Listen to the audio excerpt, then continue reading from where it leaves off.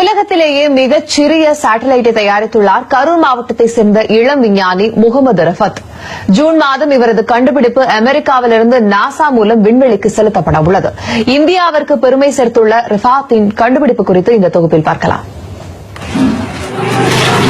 கரூர் மாவட்டம் பள்ளப்பட்டியைச் சேர்ந்தவர் முகமது ரிஃபாத். இவரது கண்டுபிடிப்பு தான் இப்போது இந்தியாவிற்கு பெருமை சேர்த்துள்ளது. சாதாரண நடுத்தர குடும்பத்தைச் சேர்ந்த ரிஃபாத்திற்கு தந்தை மூலம் சிறுவயதிலிருந்தே அறிவியலில் ஆர்வம் ஏற்பட்டுள்ளது. 6 வயதில் தந்தையை இழந்தார் ரிஃபாத். பள்ளப்பட்டி கிரசன்ட் பள்ளியில் தற்போது 12ஆம் வகுப்பு முடித்து தேர்வு முடிவுகளுக்காக காத்திருக்கும் ரிஃபாத்தின் அறிவியல் ஆர்வம் அவரது குடும்பத்தினருக்கு ஆச்சரியம் அளித்துள்ளது. எனக்கு கொஞ்சம் அளவு தெரியுங்க, சொல்லிக் கொடுக்குறான்.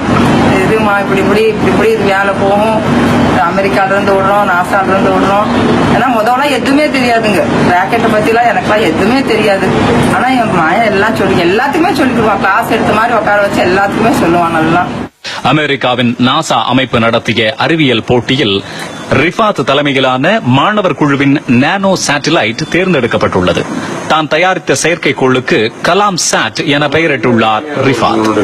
கடந்த 4 ஆண்டுகளில் ரிஃபாத்தின் கலாம் சாட் தான் இந்தியாவிலிருந்து முதன்முறையாக தேர்ந்தெடுக்கப்பட்ட முதல் செயற்கைக்கோள் என்ற பெருமையை பெற்றுள்ளது. இது உலகத்திலே சின்ன சேட்டலைட் இது வரைக்கும் டிசைன் பண்ணிருக்கிறது. லாஸ்ட் டைம் பாத்தீங்கன்னா 5 சென்டிமீட்டர் கியூப் தான் இப்ப உலகத்திலே இருக்கு சின்ன சேட்டலைட். இது பாத்தீங்கன்னா 3.8 சென்டிமீட்டர் கியூப். இது முழுக்க முழுக்க கார்பன் ஃபைபரால ரீஇன்ஃபோர்ஸ்டு கார்பன் ஃபைபரால 3D பிரிண்ட் செய்யப்பட்டது.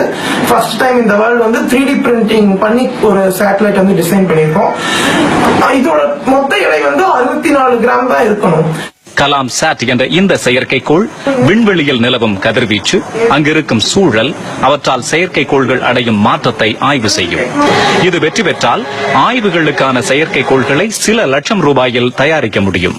இப்ப ஒரு ஏரோஸ்பேஸ் இன்ஜினியரிங் ஸ்டூடெண்ட் வெறும் புக்ல இருக்கிறத மட்டும் ரீட் பண்ணி எக்ஸாம் எழுதி வெளியில வராம இந்த மாதிரி ஒரு ஹேண்ட்ஸ் ஆன் ப்ராஜெக்ட் அவனால லோ காஸ்ட்ல செஞ்சு பிராக்டிகலா அவனால கத்துக்க முடிஞ்சதுன்னா, அவன் படிக்கும் போதே இந்த ப்ராஜெக்ட செய்ய முடிஞ்சதுன்னா, ஒன்ஸ் அவன் இன்ஜினியரிங் முடிச்சுட்டு வெளியில ஒரு ஸ்பேஸ் ஆர்கனைசேஷன்ல ரிசர்ச் பண்ணும்போது அவனோட கேப்பபிலிட்டி எவ்வளவு இருக்கும் அப்படின்னு பாருங்க. கலாம் சாட் தயாரிக்க 1 லட்சம் ரூபாய் செலவாகி உள்ளது என்கிறார் ரிஃபாத். இதற்கு ஸ்பேஸ் கிட்ஸ் இந்தியா என்ற அமைப்பு நிதியுதவி அளித்துள்ளது. அமெரிக்காவின் விர்ஜீனியா ஏவுதளத்திலிருந்து SR-4 ராக்கெட் மூலம் ஜூன் 21ஆம் தேதி கலாம் சாட் விண்ணில் ஏவப்பட உள்ளது. ரிஃபாத்திற்கு அரசு உதவிதான் இதுவரை கிடைக்கவில்லை என்கிறார் ரிஃபாத்தின் தாய்மாமா. பள்ளப்பட்டி ஸ்கூல்ல கிரசன்ட் ஸ்கூல்லையும் நல்லா ஹெல்ப் பண்றாங்க. அது இல்லாமல் ஸ்ரீமதி மேடம் சென்னையில் அவங்களும் நல்லா ஹெல்ப் பண்றாங்க. எங்க ஃபேமிலியில எங்களால முடிஞ்ச அளவுக்கு நாங்க ஹெல்ப் பண்ணிட்டு இருக்கோம். மேல எதுவும் வேற கவர்மெண்ட் சார்பில் எதுவும் ஹெல்ப் கிடைக்குமான்னு பார்த்தா அது ஒன்றும் இது வரைக்கும் இன்னும் ஹெல்ப் கிடைக்கல எங்களுக்கு. அவர் இன்னும் ஹெல்ப் கிடைச்சா இன்னும் மேல இன்னும் வளர்றதுக்கு நல்லா இருக்கும்.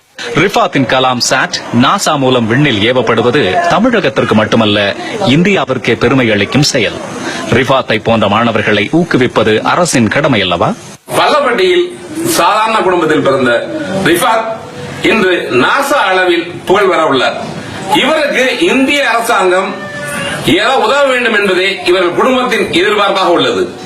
ஒரு இளம் விஞ்ஞானிக்கு மிக விரைவில் அனைத்து வசதிகளும் கிடைக்கும் என்ற நம்பிக்கையில் நாமும் இருப்போம்.